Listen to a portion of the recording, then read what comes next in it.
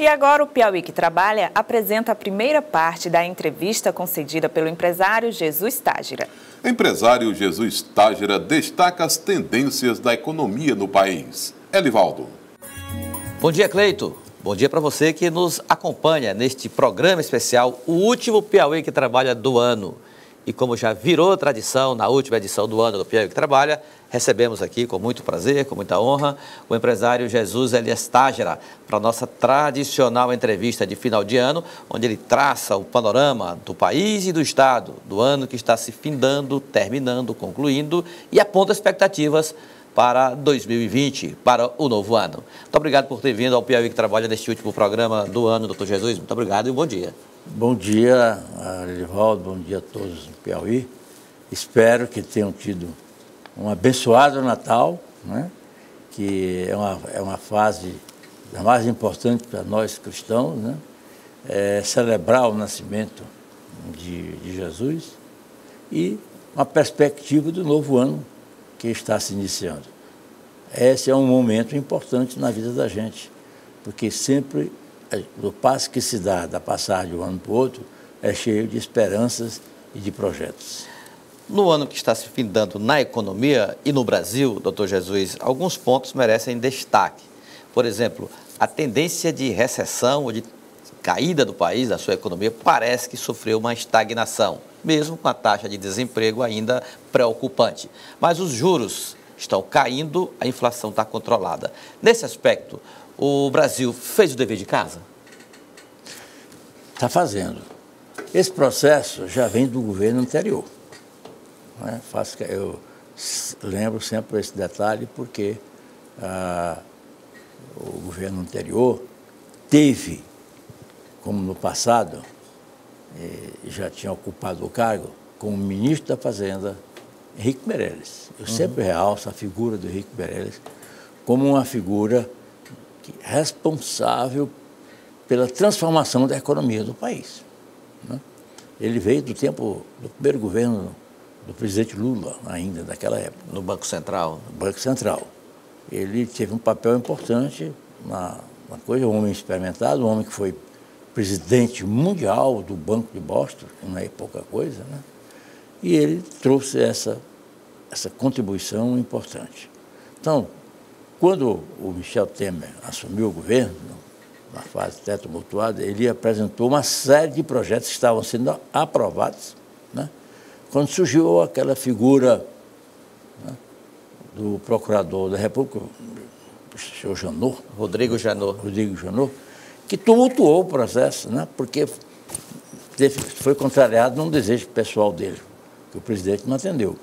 Aí começou a fazer o que fez. Mesmo assim, os projetos andaram, muitos foram aprovados, algumas modificações e outros em andamento. E o atual ministro da Fazenda, o ministro Guedes, ele está tendo o mérito de mexer muito naquela linha que já vinha sendo executada na política econômica do governo anterior. Isso é fundamental, porque a gente já vê sentindo a transformação da economia, a recuperação do país, embora lenta, desde o governo passado, que teve mais ou menos 2 anos ainda de governo. Então, nós estamos sentindo. E esse atual ministro teve o mérito de não mexer muito, não aprofundar a mexida nesse sentido. Por isso, nós estamos colhendo ainda resultados, ainda lentos, mas com sinais positivos que a gente já vê. Gera confiança do mercado? Está gerando, tanto isso é verdade, que houve reflexo num ponto que mexe muito com a economia, que é a parte do juro bancário. Nós tivemos um juros de a estratosfera, hoje ele está na fase de a menos de 6% ao ano. Não é?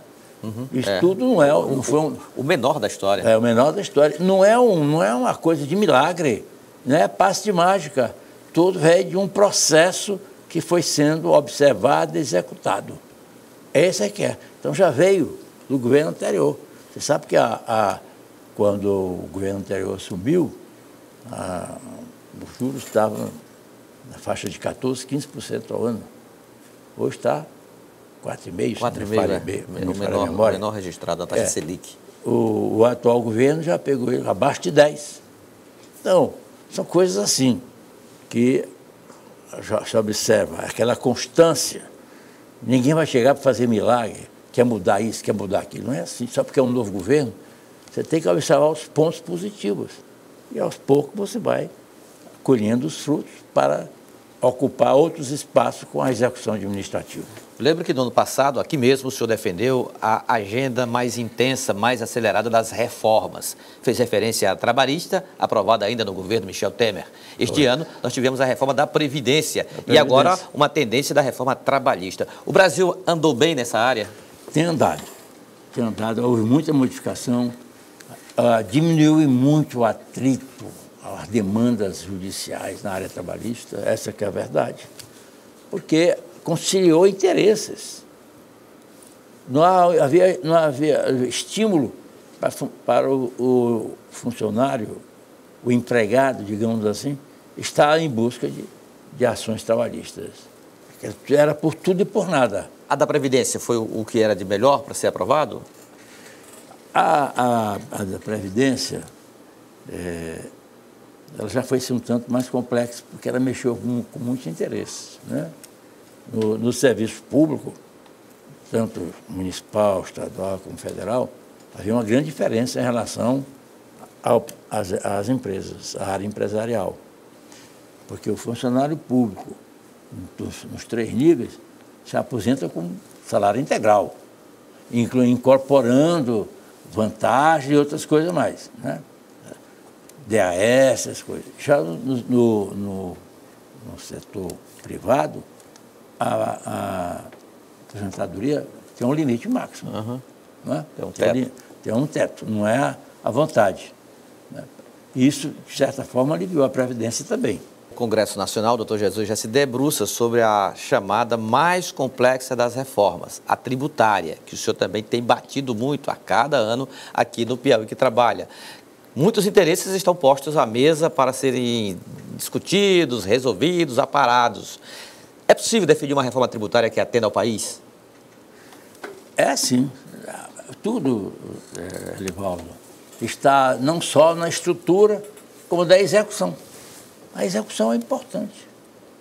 Porque há uma carga tributária no Brasil, ela é pesada, das maiores do mundo, mas há, entretanto, por outro lado, uma complexidade no cumprimento das obrigações tributárias. As exigências burocráticas são muito fortes e motivadoras de falhas, de erros, de penalidades que só servem para onerar o empregador, as empresas. Isso não é bom. Muita coisa tem que ser feita. Uma delas é simplificar o processo de pagamento de contribuição tributária. O que o senhor achou do primeiro ano do governo Bolsonaro? Bem, há um governo ainda que não está por oferecer assim, uma análise mais segura quanto ao resultado. Mas ele teve um mérito. Eu considero que na área da economia, como eu acabei de falar aqui, vem observando o que veio do governo anterior, o sucesso que está alcançando é uma continuação do que vinha, não há nada novo.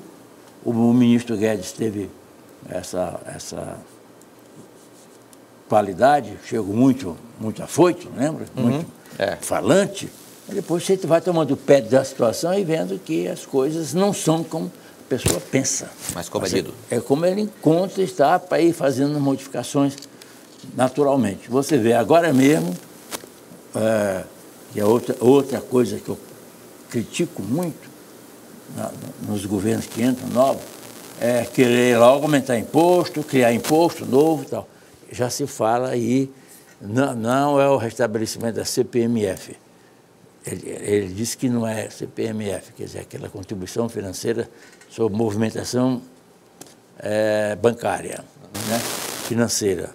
Não é ele diz que é essas feita por eletrônico. Olha, é a mesma coisa, online. É a mesma coisa, só questão de processo. Mas é a mesma coisa, é criar o famoso imposto que chamava imposto não é do selo, era tem um nomezinho que simplificava. É o imposto bancário, né? Essa é a verdade. A qualquer movimentação bancária, você está sujeito a pagar a CPMF, né? É isso que aconteceu. Então, vai ser aumento de carga tributária. É um novo processo. Então, o que os nossos administradores precisam entender que ele tem um limite financeiro, que precisa, para ele ter folga de investimento, reduzir custos. Mas no Brasil o que você faz toda hora é aumentar o quadro funcional.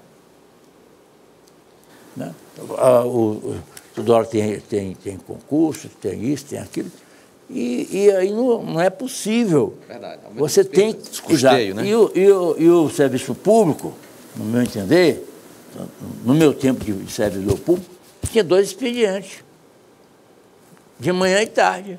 E hoje só tem um expediente, o que onera e muito a atividade pública nessa parte de execução financeira, porque o tempo que é precioso é gasto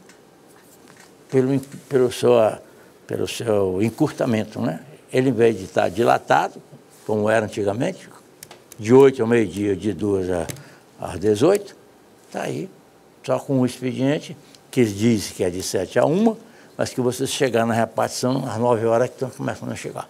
Jesus, para encerrar esse bloco, uma pergunta que eu queria te fazer é o seguinte: o senhor foi político, foi congressista, sabe muito bem como se dá em Brasília a relação Congresso, o Palácio do Planalto. O que o senhor acha do estilo do presidente Jair Bolsonaro? O senhor acha que ele fala demais? Olha, eu sou obrigado a concordar com o que você está pensando, de falar demais. Eu acho que ele está falando demais. A figura do presidente impõe sobriedade, não pode estar todo dia à mercê da imprensa, de declarações. Ele tem uma conduta que o cargo impõe limites de atitude e de palavra. Porque o que ele disser, de bom ou de ruim, tem grande repercussão. E aí é que está o comedimento que deve ter por parte de uma autoridade. Não é só de um presidente da República, é de um governador também, né? Aquele que tem ação executiva tem que ser sóbrio nas suas palavras, nos seus pronunciamentos, sob pena de gerar efeitos negativos. Você vê que nós temos aí, no plano internacional, o presidente dos Estados Unidos fala demais. Toda hora diz um bocado de coisa e repercussão. Redes sociais. Tudo, isso não pode. Não pode. A figura do presidente, o cargo impõe limites de conduta, tem uma liturgia funcional que ele tem que observar. Ele não pode modificar aquilo ao bel prazer dele, porque está todo dia, já tem um lugarzinho lá para dar entrevista. Isso não é possível. Eu sou ao contrário, é isso aí, porque eu acho que um presidente não pode estar com acesso fácil nas suas atitudes, nas suas palavras, porque tem repercussão e desdobramento, que não pode ser feito. O empresário Jesus Tágera segue aqui no Piauí que trabalha. A gente volta depois do intervalo comercial para falar sobre o Piauí. O ano não foi dos melhores para o Piauí, sobretudo em relação a ações públicas. O que fazer? Cumprimos o nosso dever de casa? A gente volta já.